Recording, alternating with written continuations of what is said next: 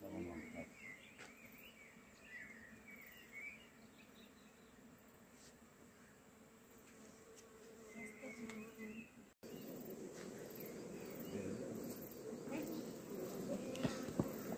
Ulan ayağında kılıyor mu? Dur bakalım bir dışarıya bakalım mı? Ya bu tarafa sanıyorum ama dumanları da sizde.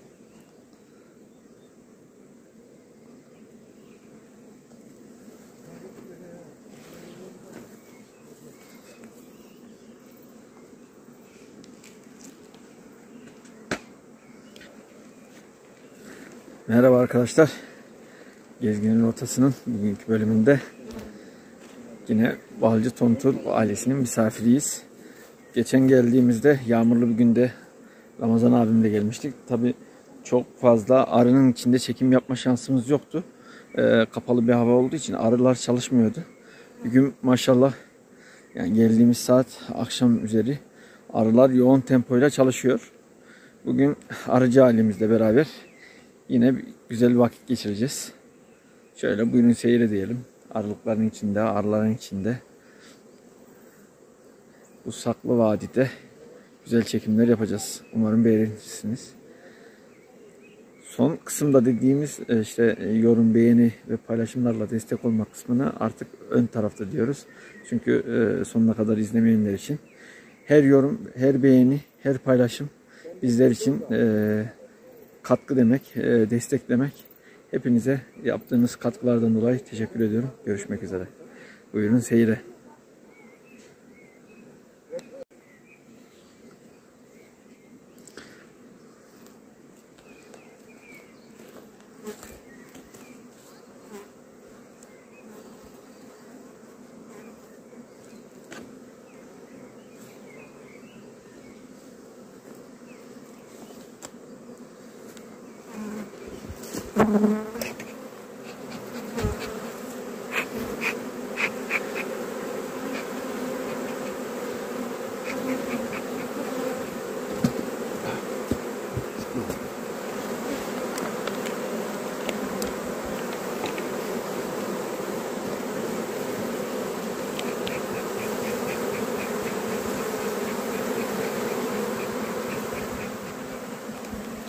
Ne yapıyoruz abi şu anda?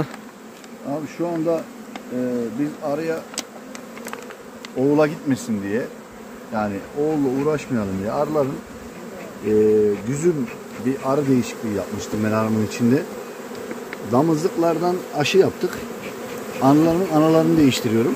Şimdi buna kendi İtalyan ırkımızdan bir ırk verdik. Şimdi tutmak üzere. Bunu bal vermiştim ben bu arıya.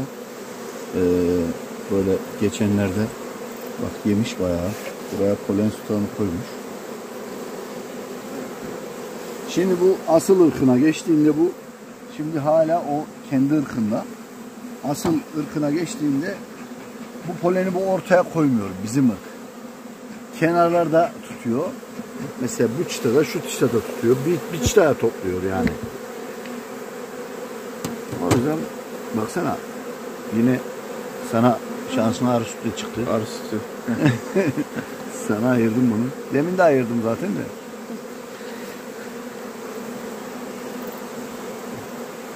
Yani arı oğul tutmuş mu tutmamış mı arı ona bakıyoruz şu an. Bu döktüğümüz ne oluyor? Tamam. O böcek ilacı. Yani bit için kullanılan bir ilaç. Doğal, kimyasal değil yani.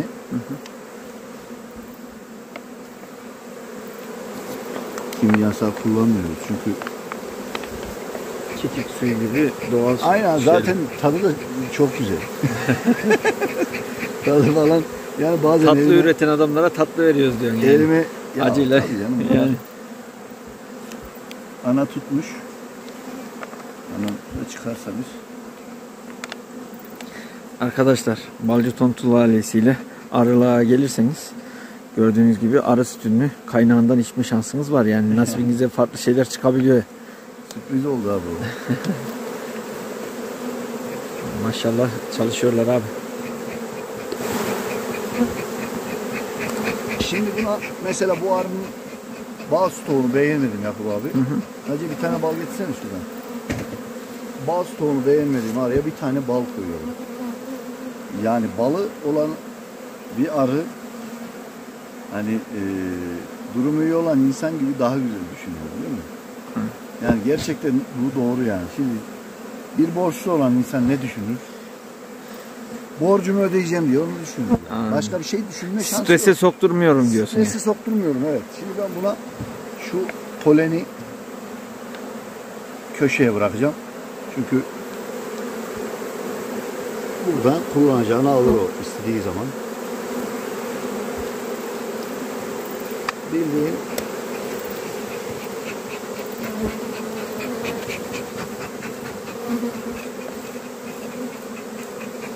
Ha, balı açıp yani onu şimdi bu donmuş. Normalde bu balda geçende de bir videomda bahsettim. Şimdi biz bunu müşteriye verince insanlar şey zannediyor, şeker zannediyor. Yani gerçekten öyle. Maalesef daha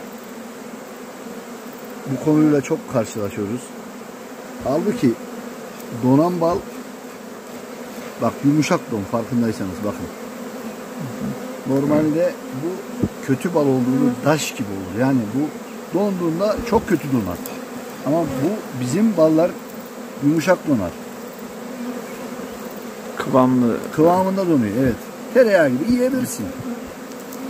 Ben yiyorum bunu ama tabii ben hangi birini yiyeyim? Şimdi bunu kovana bırakacaksın. Onlar o çıtadan alıp tekrar Tabii, örecek. İstediğini, Anladım. şimdi mesela bundan bir tane koyacağım ya ben. Şimdi şunu şuraya koydum. Şimdi bir tane ham vermez. Yorulmadan Yok mu? O zaman bir tane hemen bir ham petek yap gel şurası. Bunlar artık siyahlaşmış oluyor, tamam mı? Bunlar bal olursa kötü oluyor balı bunun.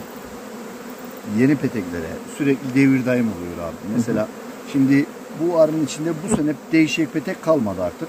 Ha şu var bir tane. Gerisi değişti. Şimdi bu da değişti. Bu aslında daha çok kötü değil ama bunun gözleri hoşuma gitmediği için değiştirdim.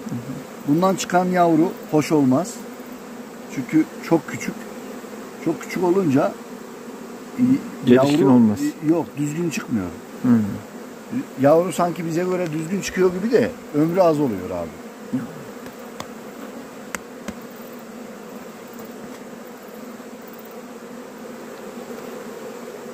Arasını da şöyle bir açayım. Ben hep şeyden diyorum abi, şuradan. Sen de ye.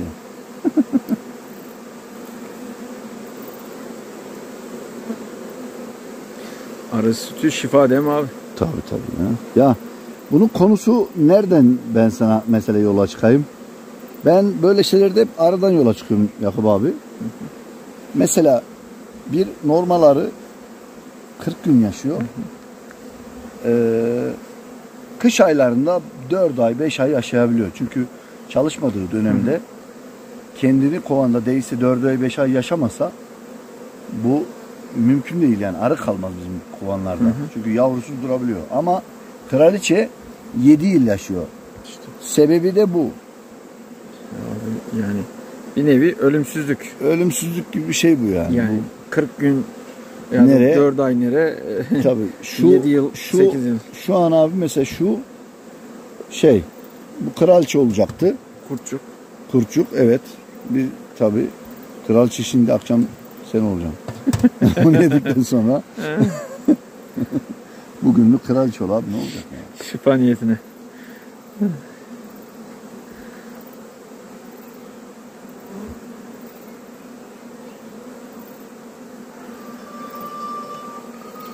Getir abi.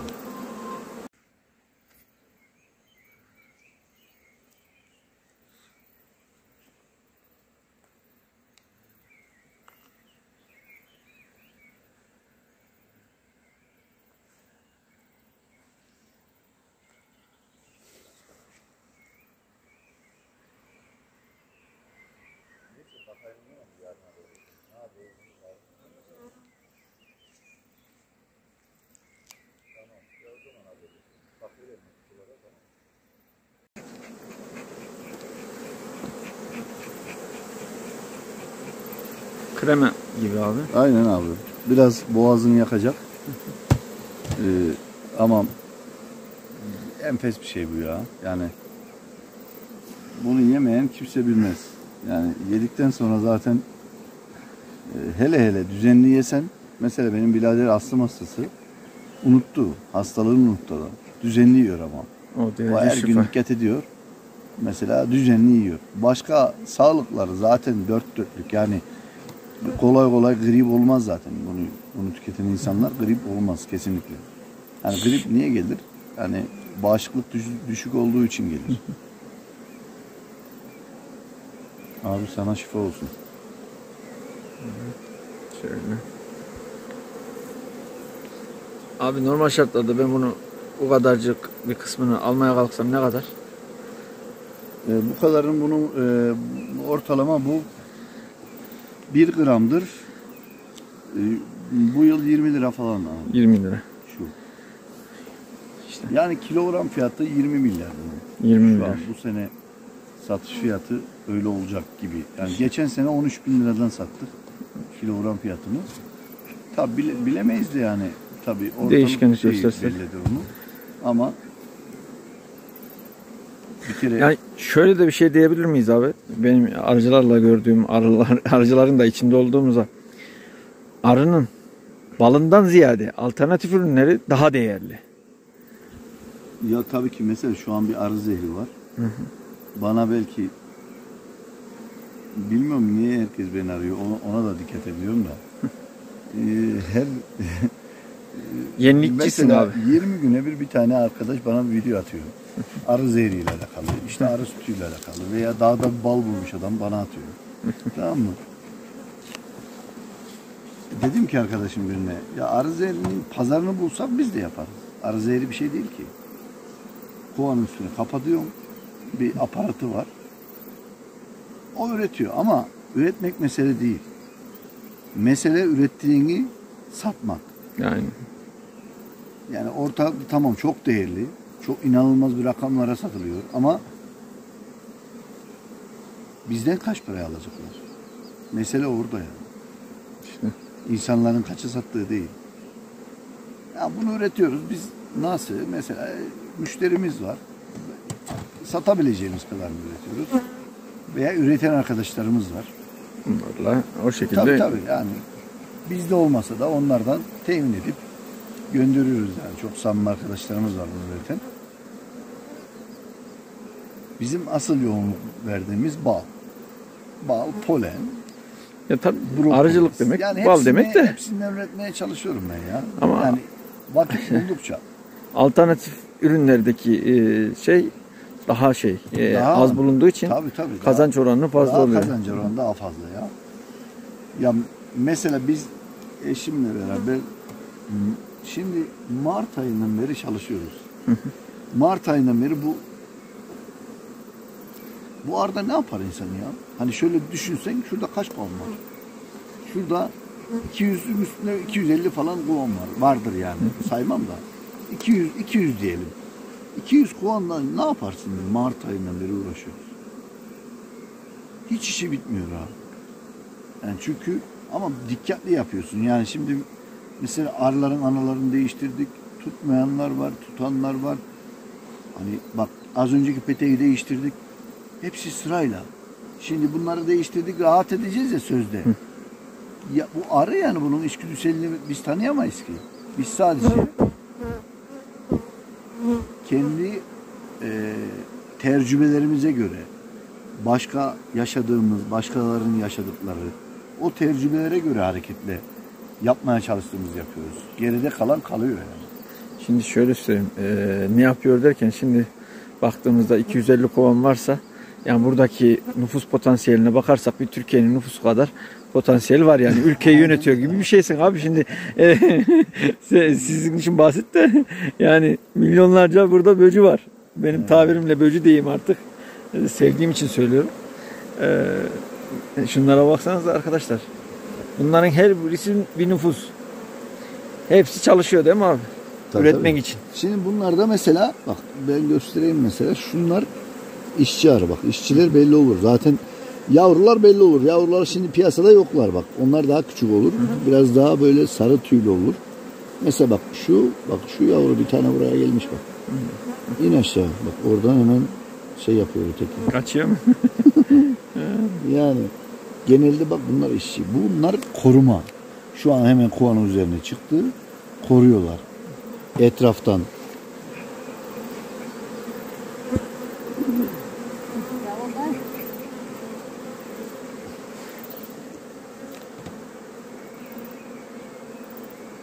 Dayım eşeğe Kadir dayım maşallah var ya. yengeyi bindirmiş. He. Centilmen dayı vallahi maşallah. Bakalım.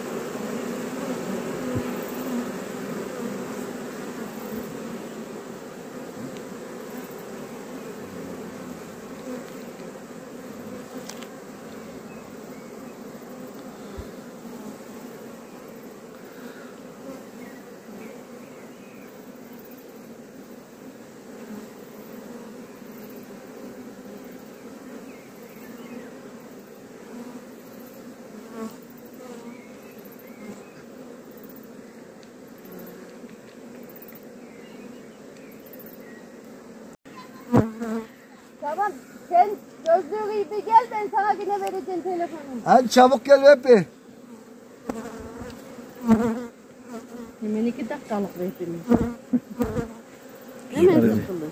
Karakovanlarımız da abi hazırlandı mı yayla için? Bakalım bir işte sen. Olur. Onlar hazırlanıyor işte. Bu anayı tutmamış mesela. Buna tekrar ana vereceğiz abi. Şurada kutularımız var ya. Kutulardan... Tabii ana üretimi de yapıyoruz.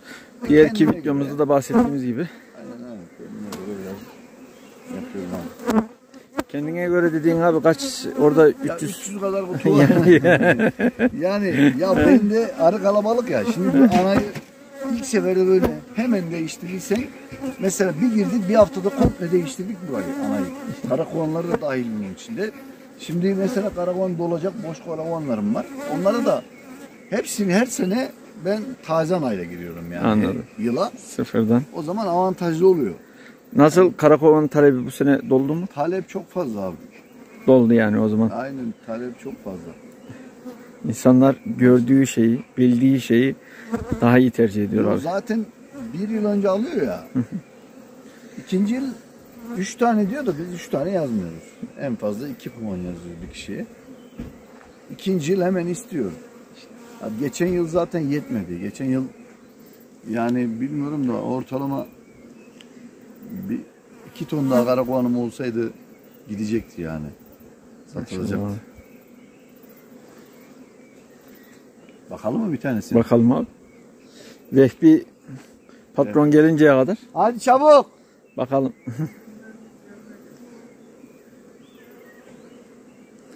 Arılıkta şu anda Bir akşamın daha gözlüğü giydiriver ona. son vakitleri gördüğünüz gibi dağın ardından aşmak üzere güneş. Biraz sonra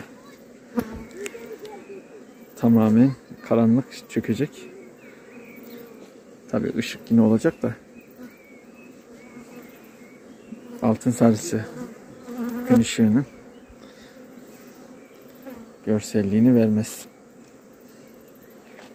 Vadide daha önce izleyenler bilir. Burası özel bir vaha.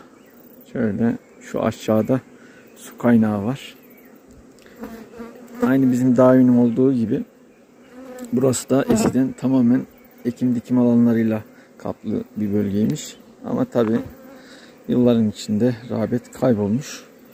Şu an bağ bahçeyle uğraşan birkaç kişi harici burada kimse yok. İbrahim abimiz de Antalya tarafındaki Arılık'tan kışın getirdikten sonra ilk durak burası, bu vahada. Gördüğünüz gibi tavukları da var. Burada durduruyor. Ondan sonra şu gördüğünüz sahiplendirme usulü karakovanlarını da burada oluşturuyor.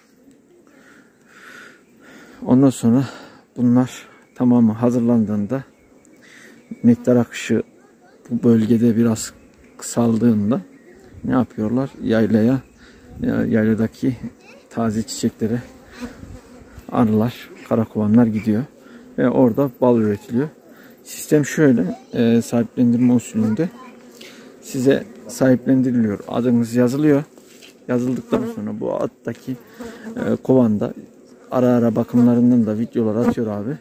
En son hasat zamanına gelebiliyorsanız kendiniz geliyorsunuz. Gelemezseniz de videoyla açıyor ve ne çıkarsa kaç kilo çıkarsa ona göre alabiliyorsunuz. Gördüğünüz gibi burada arıcı bir ailemiz. Hep çekimlerimizde de bahsediyoruz. Baba burada, anne burada, evlatlar burada. Yoğun bir şekilde emek var. Aile işletmesi gerçekten hakkını veriyor o ünvanın.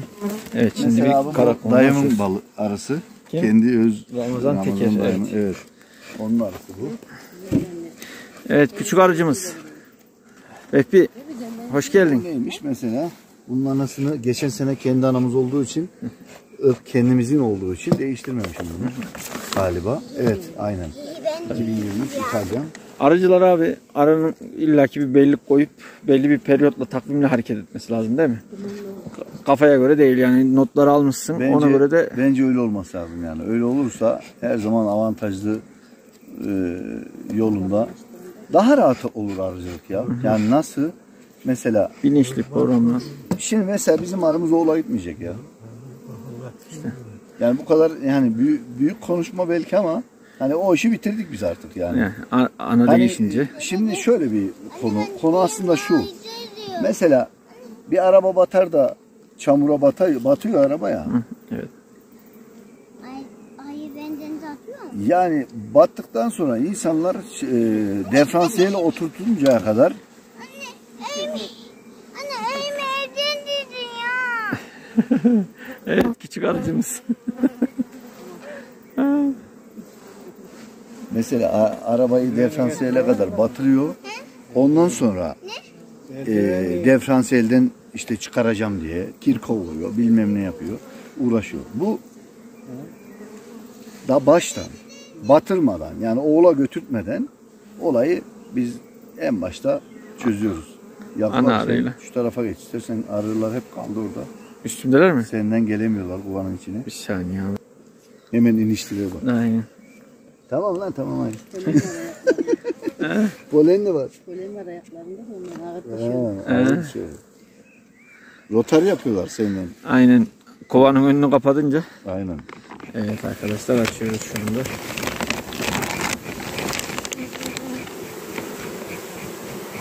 Bunları boş petek olarak koyuyoruz abi. Şöyle. Boş koyuyoruz, tamam mı? Şu kadar bir kılavuz koyuyoruz. Değilse onu da ilk yaptığım sene koymadık. Hiç koymadık. Arı bir böyle yapıyor. Şöyle yapıyor. Olmuyor yani, olmadı. Bir kılavuz göstermek lazım. Aynen. Şimdi mesela bu kılavuz düşmüş, kendi yapmış bak bunu. Oha. Yok, kılavuz da duruyor. Ha, o yandaki Yok, kendinin mi? Bu kendi yapmış bunu bak. Kendi. Düşmüş yani kılavuzu. Salkım. O kendi belli yani.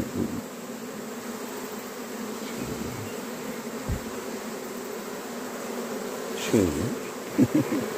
Bunlar çok tatlılar ya. İşte böyle yavaş yavaş gidiyor ya. Şöyle. Bunu olmuş tamamen. Kraliçemiz de büyük bir ihtimal buralarda bir yerdedir.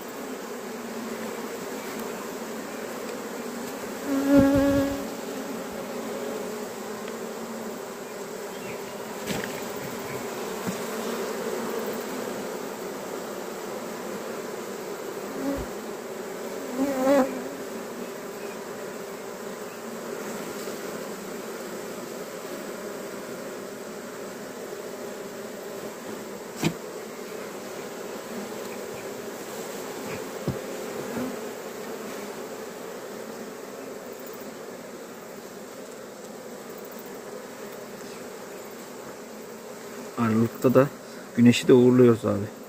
Son ışık süzmeleri geliyor.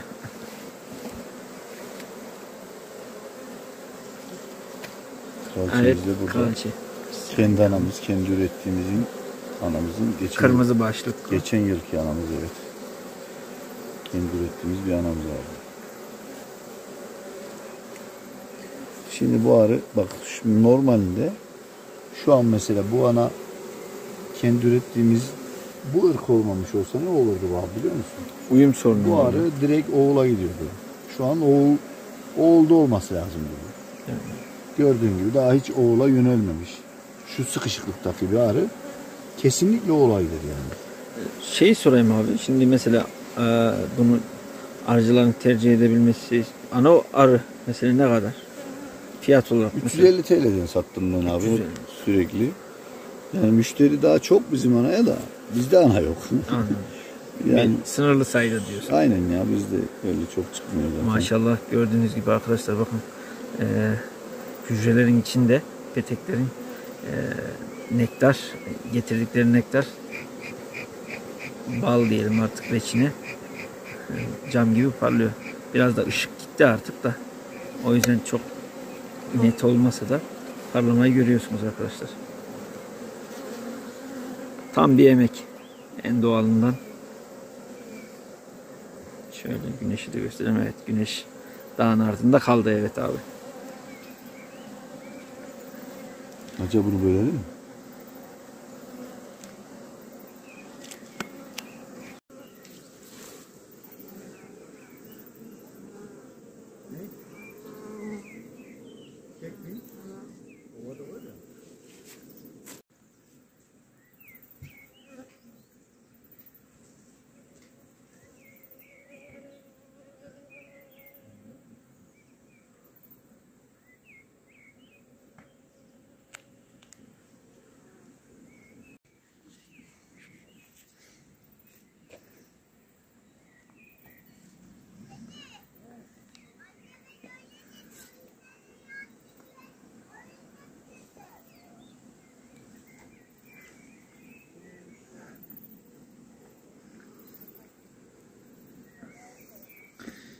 İbrahim abimizin dediği gibi arıcılar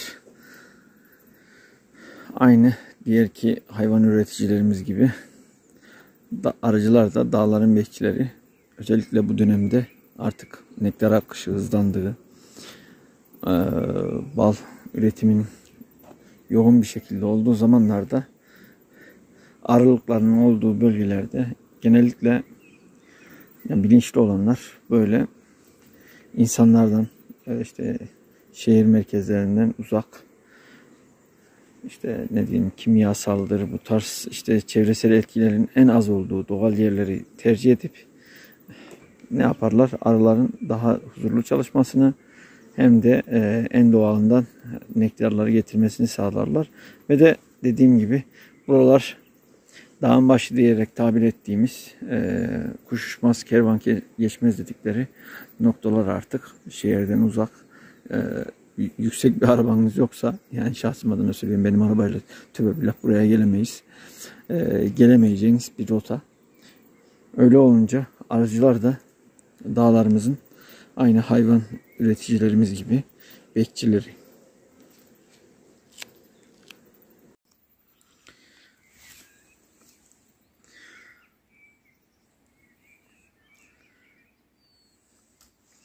Arıları İbrahim abimizin koyduğu nokta, şurada bir büyükçe bir bağ alanı var. Burada da büyükçe bir alan. Toplamda belki 2-3 dekarlık bir alana yayılıyor arıları, kovanları. Bunlar bahsettiği gibi ana arı üretiminde kullandıkları küçük kovanlar. Şöyle yukarıda bakarsanız arkadaşlar, ay dolmaya yaklaşmış. Erkenden çıkmış. Vadi Saklı Cennet ismini hakkıyla göğüsleyen bir bölge. Şu an aşağıdaki su sesini duyabiliyorsunuzdur. noktaya gelelim. Bakın eski sekiler, atıl durumdaki evler, özellikle şu aşağıdaki yerdeki İbrahim abim de devamlı gelip gittikçe söylüyor. Yani farklı bir ev, taştan yapılmış. Yani kitap gibi sapasağlam da ayakta. Ama oturan, kullanan yokmuş.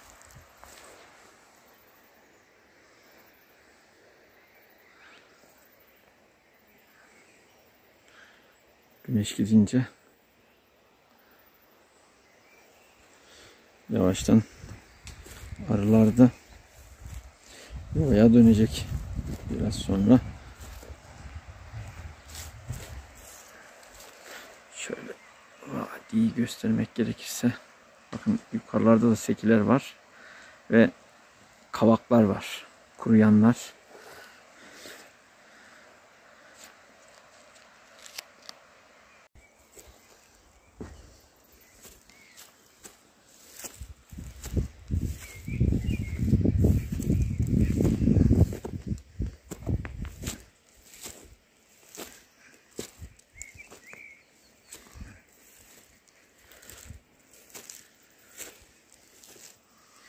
Kontrol mü yapıyorsun abi? Yok abi anasını ana tutmamış ya. Hı. Buradan ana verip oraya. Ha, bir tanesinden alacaksın. Buradan mesela bu kovanın bir tanesinde bir arı var, ana. Evet. O anayı aldıktan sonra tekrar ana mı yapıyor kendisi? Tabii mesela bak şunlar çiftleşecek işaretleri abi bunların. Biz şey yapıyoruz. Mesela bugün mesela aşı yaptım. Aşı meme, az önceki meme oluyor. Oluşumunu kendimiz yapıyoruz onun. Bir ölçüsü var. Ona göre aşı yapıyoruz. Kurtçuğu onun içine koyuyoruz. Onu anasız arıya. Anasız arıdan tekrar bir daha ya. Anladım. Öyle devam ediyoruz. Yani kendimizin aşıladıklarını tekrar Baytarlık dağıtıyoruz. diyelim, yeni ismiyle, modern ismiyle veterinerlik yapıp tohumlamaya işlemleri de Aynen, yapılıyor yani aynen. arıcı. Her şey var ya.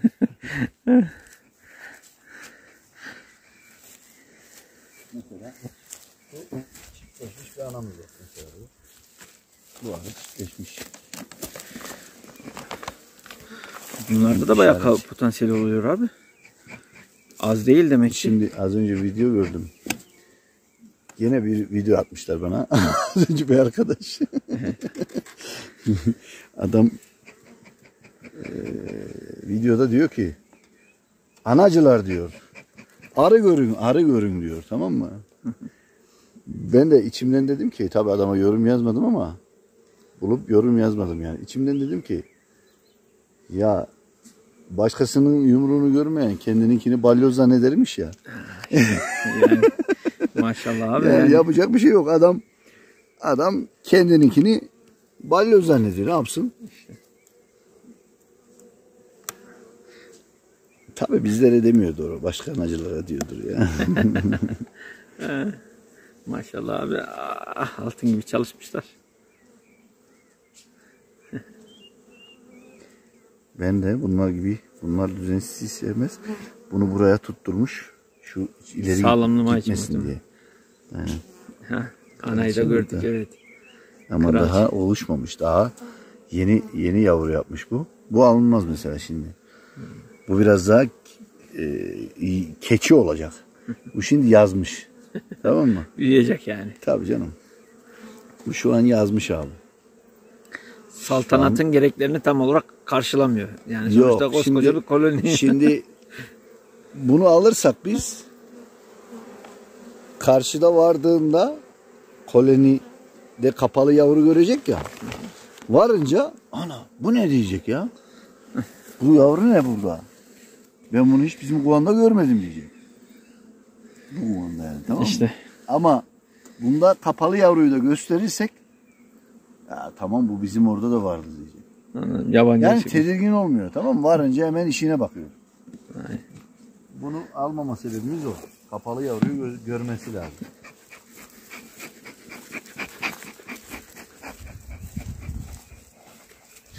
İncelikleri çok arıcılığı. Yani Mevlam bize nasip etmedi. Normalde Hep niyetimiz vardı.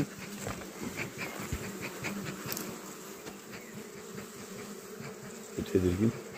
Bunu dün de açtın Hacı'ya. Kontrol için. Hacı'ya baktı tüm bunlara.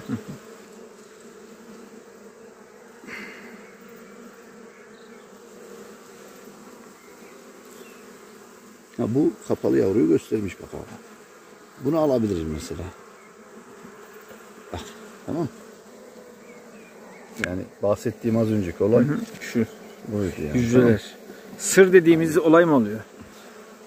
Ya Bir nevi. bunu kapatınca tabii sır oluyor. Hani günü gelinceye kadar bekletiyor içinde. Günü gelince de söküyor işte. Ne konuşuyordu bunlar böyle kendi başlarına? Kraliçeyi buldum abi. Bilemedim daha, ona bakıyorum da. Nasıl alıp götüreceğim? Bir sokmuş burada. Yine vurmuş burada. Bunu başka bir taktik yapacağım. Şimdi ananın feromon kokuları hep aynı abi, tamam mı? Bu anaların kokuları hepsininki aynı. Dur. Buldun mu? Buldum. Bunu direkt içine salacağım ama şimdi kafamı karıştıran o aradan böldüm ya. Şimdi onun anası kırmızı boyalıydı. Bu yeşil boya olacak. Kafamı karıştıran o. Acaba tutacak mı? Deneyeceğim ya. Yani yapacak bir şey yok. Deneyeceğiz abi.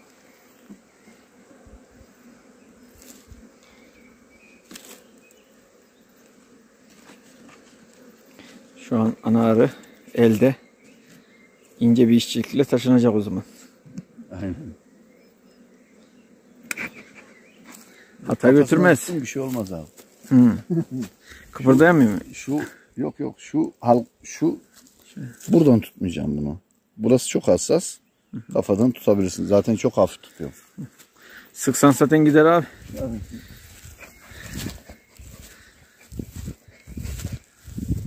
İşte Yakup bizim iş böyle. Akşam geliyor, sabah 7'de geliyoruz, akşama kadar hava kararınca bitiyor. İşte. Çocukken de öyleydik. Top oynamaya bir girerdik. Akşam ne zaman karardı o zaman bırakırdık. Aynen abi. Aynı düzen devam. Emek abi.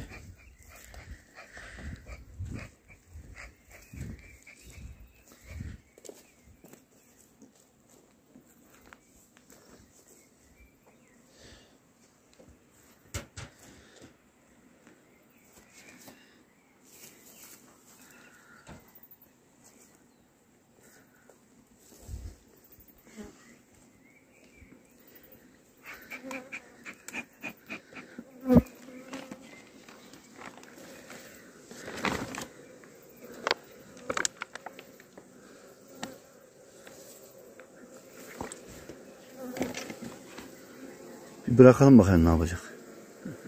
Arkasına kekini de bıraktık. Bir bakalım. Şimdi boğan yok. Girdi içeriye. Ana, bu kulağın büyükmüş diyor. Ana, içinde selle serpe dolaşıyor lan bu. Vallahi. Cesur. Şimdi biz ona biraz yardımcı olacağız Yakup abi. Bu ilaç çok güzel kokusu var. Tamam mı? Şimdi ne yapacak? Kokular karışınca Zaten yabancı yok, zaten kokular, anaların kokuları hep aynı.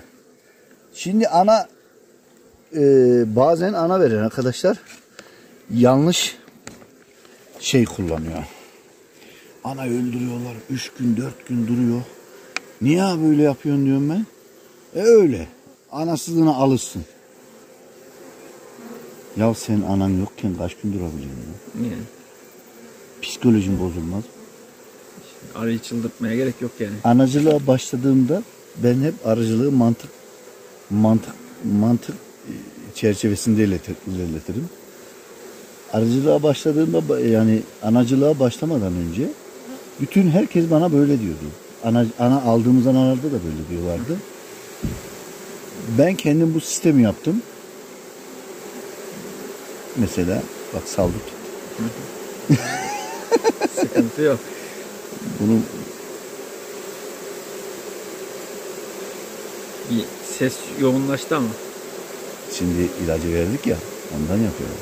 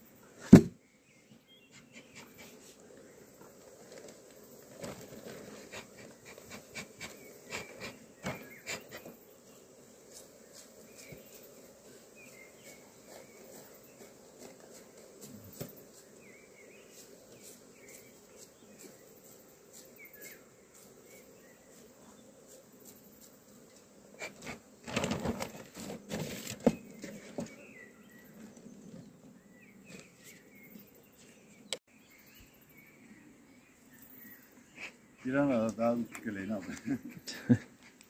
Bir an daha tut geleğini. Oldu değil mi? Tamam.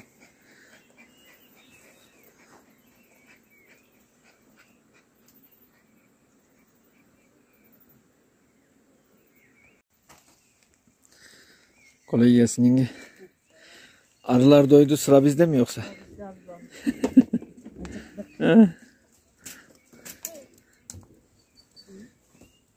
Tamam abimizin ocağı. Küçük arı ne yapıyorsun? Arı Bey. Çay yapıyorum. Değil mi? Çay mı yapıyorsun? Çay pişiriyorum. Değil mi? Aha kafa atacak. Arı Bey kafa atar mı ya? Biraz önce ağır mı soktu seni? Soktu. Kaçacaktın. Bundan bir şey olmaz ama. Çay suyumuz değil mi? Bekle. Yak oğlum altına. İbrahim abimiz bir tane daha bey getirecek.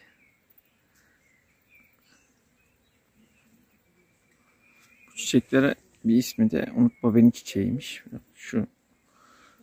Bunlar kafaları çıkabiliyor ve o çıkan boru gibi tabana işleyen şöyle boru gibi bir yapısı var. Tabii netleştiremedik. Elde maske olduğu için. Bunun içinde nektar oluyor. Biz bile çocukken devamlı biz bu çiçeklerin böyle kafalarını alır. Şu şekilde borularını netleyemedik. İçimize çekerdik ve arıların yaptığı gibi kendimiz de nektarımızı alırdık. Tabi arılar bir çiçek değil, binlerce çiçekle ne yapıyor? Ballarımızı şekillendiriyor. Bize de afiyetli yemek kalıyor arkadaşlar.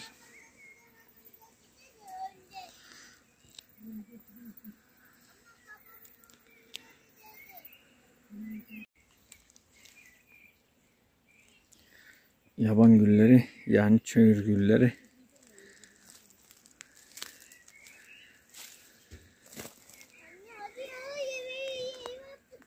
Evet duyuyorsunuz Vehbi acıkmış. Yemeği yiyelim anne hadi ya diyor. Sevimli bıcır.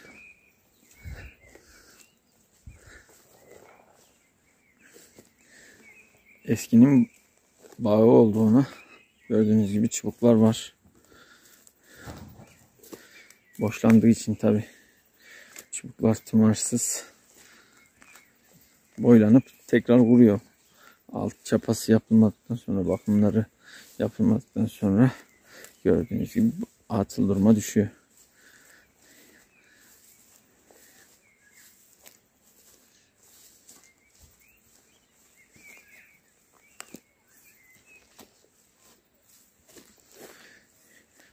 Abi sürdüğün boya oje mi? Oje gibi bir şey kap. Ona benzer bir şey abi.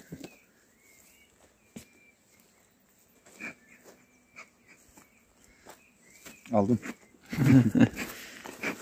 Onu beğendim, onu aldım.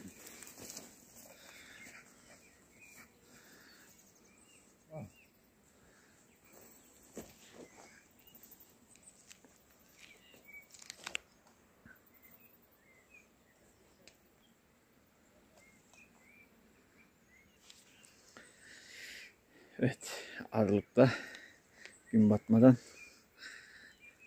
güzel bir gündü. Arı selfisi yapalım. Artık son demler. Şöyle göstermek gerekirse. Her zaman dediğim gibi bu mesleği, bu işi yapmak istiyordum. Yani arıyı da seviyordum açıkçası. Şimdiki gibi korka korka güvenlik tedbirleriyle değil, relax modda gidiyorduk. Yine önlüğümüzü giyiyorduk. Profesyonel aracı değildik ama nedir?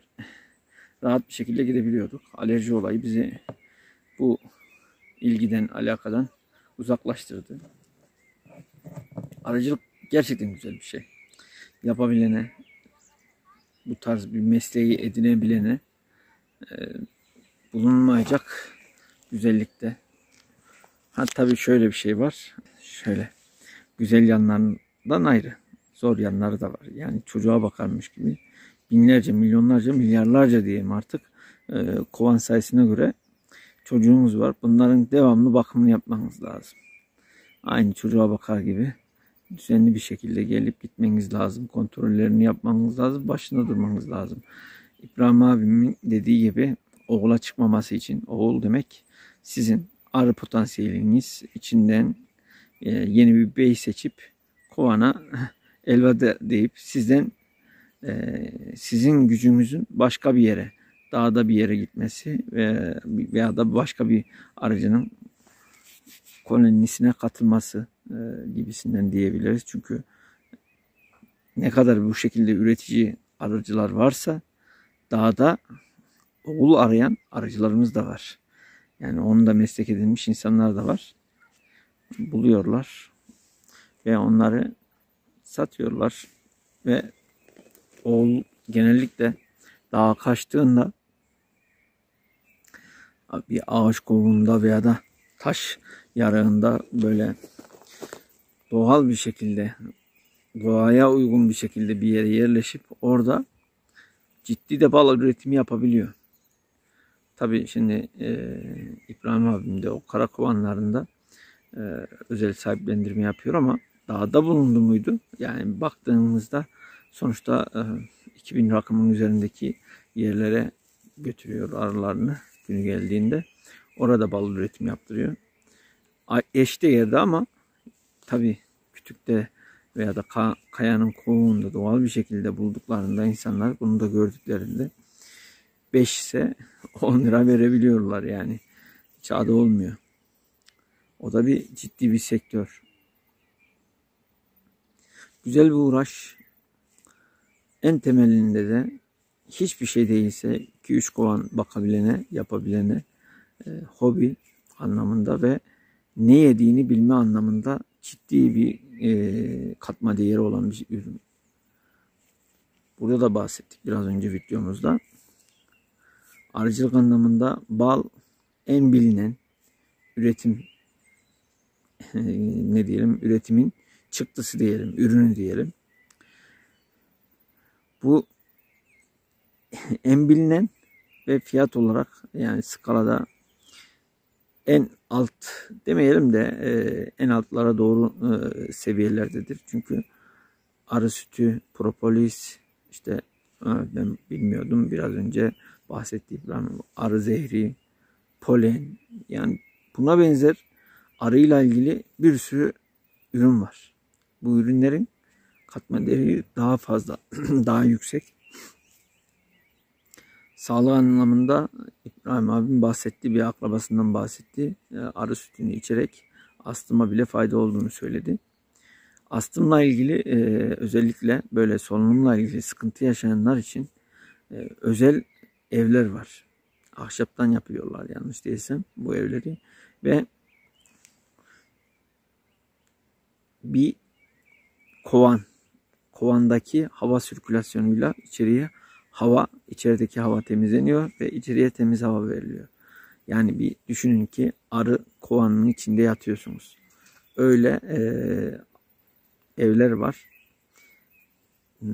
Arı terapi mi diye geçiyor? Yok. Onun bir değişik ismi var. Onu bilemeyeceğim, hatırlayamayacağım şu anda. Vakıf değilim tam detaylarına. Bu şekilde arı üzerine tedavi yöntemleri de var. Yani arının yediği, içtiği, gezdiği, soluduğu hava bile şifa arkadaşlar. İbrahim abimize her zaman teşekkür ediyoruz. Yine buradan teşekkür edelim. Balcı Tontular Elisi olarak her zaman bizi ağırlıyorlar. İyi oluyor. Biz de arılıkla vakit geçiriyoruz. Yapamasak da arı işini biz de arılardan uzak kalmamış ve arının bu güzel emeğini yerinde görüp temiz oksijeni, temiz havayı keşfediyoruz. Artık vakit karanlık vakti. Çekimlerimize akşam kısa bir çekim yapıp ondan sonra çekimimizi bitireceğiz. İzlediğiniz için teşekkür ediyorum arkadaşlar. İyi ki varsınız.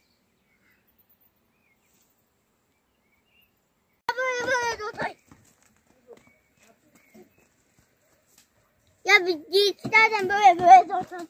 Tilki mi gördün mü Vehbi? Ne diyor? Nasıl bir tilkiydi? Beyaz mıydı? Beyaz. Beyazdı. Ben yumurta diyor. He?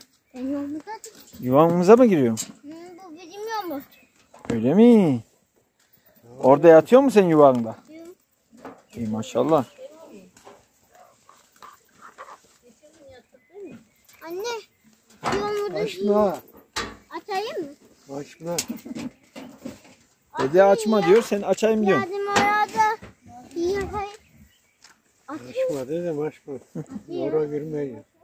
Yedi. Yok yemeği dışarıda yiyeceğiz gel. Allah ya. Allah senin dedi anneni. Bu ayağın bağlı değil mi?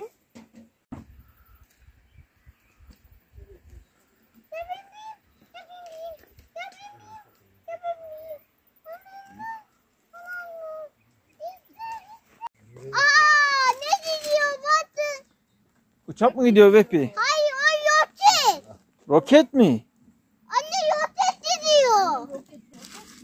Evet bak öyle gidiyor.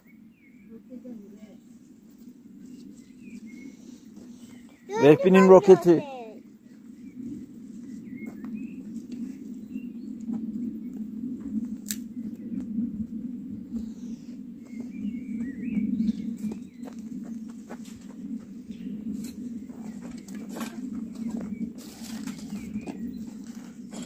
Babam değil. Evet, kameraman Vehbi. Tağın da var. Baba ne yapıyor? Ne yapıyor? Baba Bizi yemek ateş yakıyor. arıyor. Ateş yak. Evet, ateş yakıyor. Annem ne yapıyor lan orada? Anne de yemek yapıyor. Hiç bakalım anne yardım Deden eder. ne yapıyordu dedene? Dur sallama ama. Kamerayı sallarsan olmaz, çekemeyiz ya. Şöyle kameranın karşısına geç Vehbi, seni bir tanıyalım ya. Bir anlat ver bakayım ya. Vehbi kimdir? Tanıyalım. Hı. Evet. Arıcısın değil mi Vehbi? Hı. Arılar seviyor musun? Demiyorum. Seviyor mu? Niye? Ay, Arıcı beni olup de- da arılar sevilmez mi? Ay beni de otur. Arı seni sokuyor öyle mi? Aa, neden sokuyorlar ki? Anlaşamıyor musunuz? Dün o beni tanımıyor ondan. Aa, tanımaz olur musun sen? Sen bunları ziyaret etmeye gelmiyor mu devamlı?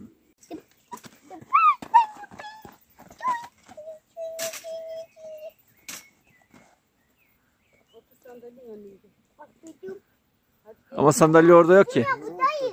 Buradayız. Ben kapacağım o zaman. Vehbi'nin sandalyesini ben kapacağım. Hadi kırmızı senin.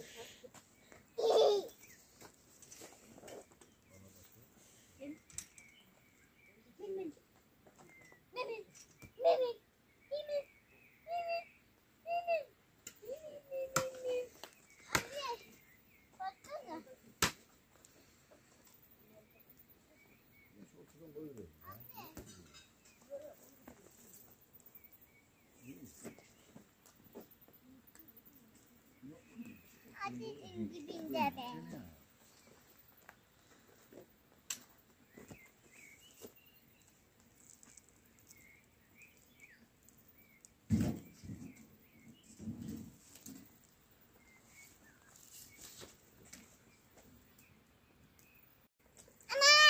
Aralıkta masaya ihtiyaç yok. Aracının çözümü 4 tane kovan değil mi abi?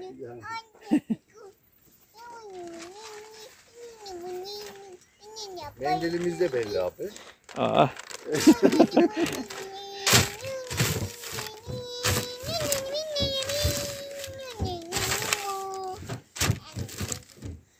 abi küçük minicik arılar sustu. Biraz büyücük arı ötmeye başladı, konuşmaya başladı. Değil mi Efi Bey?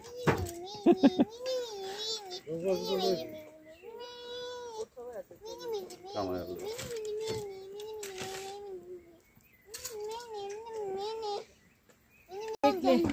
Yemeği yiyelim, çay içelim onu çocuklarım. Şunu alınacak şöyle koydu. Haydi beni çekti. Hamur mu abi? He, bu hamur abi. Ama benle oyun yapacağız. Tamam. Çek beni haydi.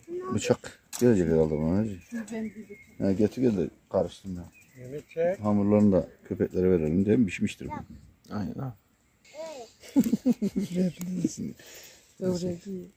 Bak senin yaptın. Bakın Kapağı iyi. da kırdık. Bak bak. Kırıldı. Hamur tutmuş ama. Nasıl çektin sen onu?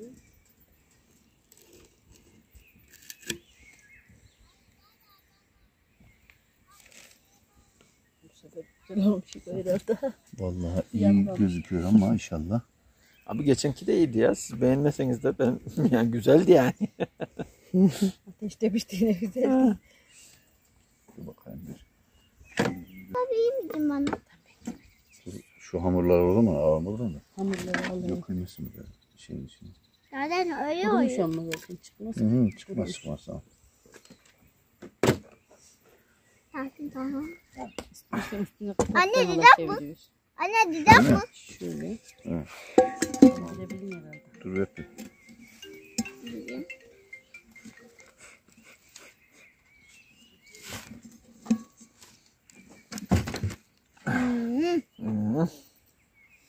Efi pilav güzel mi? Enfes mi? Böyle Bu böyle. sefer tam ayarlı olmuş ha. Böyle biraz. Tam ayarlı olmuş böyle, abi. böyle. Az suyuyla. Biraz zor güzel ya. Süper olmuş. Ne?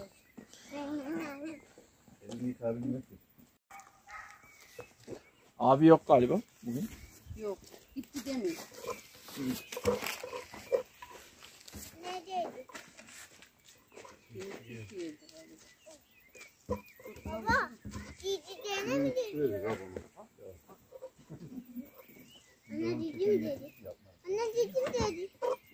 Anne dedi mi dedi? Niye kalmadı abi? Anne gördün mü? Arıcı peçesi. Görüyor musun? Güzel abi. Güzel. Bir tane versene şunu götüreyim buradan. Onun için bir su at da istersen. Gidi dedi dedi. Yok abi. Efi dikkat et bak tilki dolanıyor. Seni de kapıp götürür bak. Ham yapar. Ham yapar. Nereye gitti? Ay önce buraya gitti. Aa, Turşu atsana. az önce oraya gitti. Ne oldu biliyor musun? Evet. Ne yapıyordu biliyor musun? Göbek böyle yatıyordu. Bir Evet. anda böyle dedi. Sonra göbek. Oh! Oh! Oh! Oh, oh dedi. Bir yemek hazır oğlum gel. Gel bakalım. Vehbi yemeğin tadına baktı bile. Baktın mı lan? Pilavı götürdü. Yedin mi oğlum? Korktum abi. Güzel olmuş. Vehbi pilavı bitirecek, aç kalacağız diye. Vallahi buna belli olmaz ha.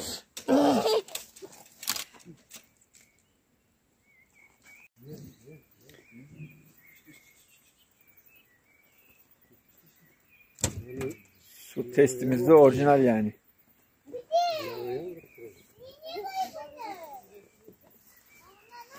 Evet. O düşün nasıl suyumuzu içelim. Vallahi suyu içelim hakikaten. Yorulmuş. Abi sen yoruldun buyur. Ver abi. İşte ben şunları düzenleyeyim de öyle. Hayır.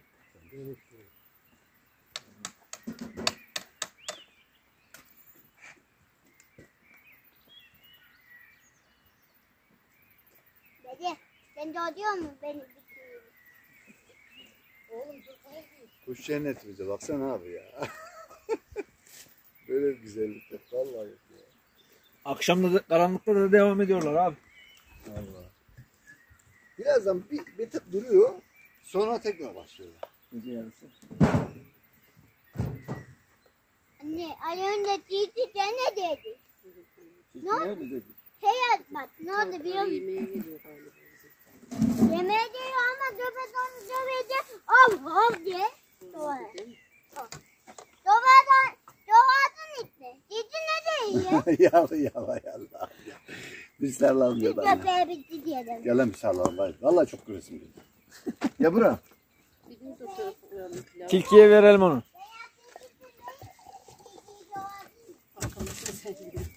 Tilkiyi kovaladım mı? Allah'ım yarabbim. Hadi yemeğe başlat. Yesin ve yiyelim pilavı. Sandalyene otur at. Pilavı mi çıkıyor? Hayır bakalım. O zaman sen kuvana otur bir. Ona ver otursun işte. Yukarı. Çok iyi geliyor ya. Ya var mı? Gel oğlum bana. Gel Semih yanına. Gel. Hep bir. Otur baba sen. Şuna otursun yoksa bak. Gel oğlum ben ayarlarım ben. Oğlumu bak ben güzel yapayım. Gel. Beni ona oturma. Ben oturayım. Ben düzenli oturacağım. Canım olmaz. Kucak olur mu ya? Yemek yedikçe. Beraber oturalım ha. Oturun. Yemek yedikçe kucak Sen beraber oturmuyor. oturalım. Hadi otur. Yok abi yok.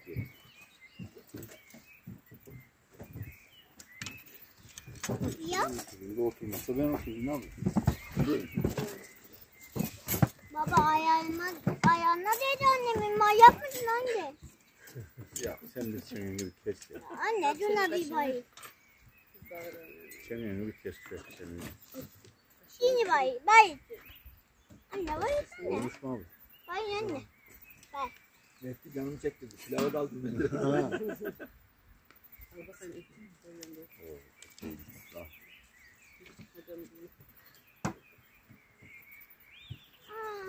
Çok iyi ya. Elinize sağlık. Anne çok iyi. Anne çok iyi.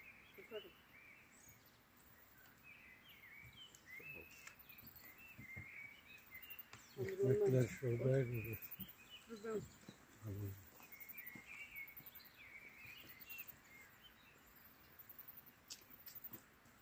Anne ben et yemeyeceğim ya. Eti ben de et yemeyeceğim. Oğlum. Şşt. Gel. Al paşam. Al bakayım. Al paşam. Anne. Anne.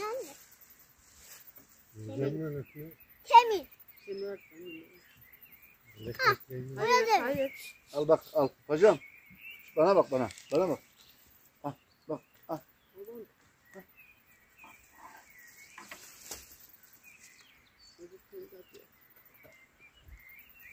Çocuk yedi ya. Gel oğlum. Gel. Gel bak. Hadi sesi dinleyince gelmiyor. Bize. Hop.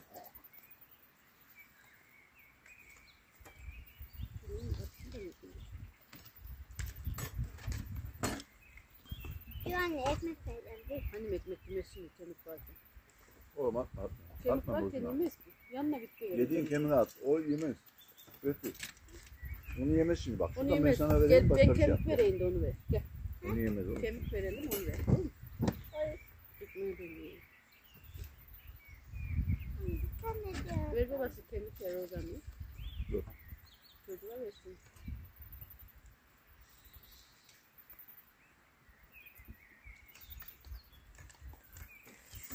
Türkiye bittiği için ödüllendiriyorlar. Değil mi? Evet. Türkiye'yi kovaladın sen diyor ya. Al öpeyim. Al şu kemiği ver. Yanına git. Bir Yanına tane bak. Balık.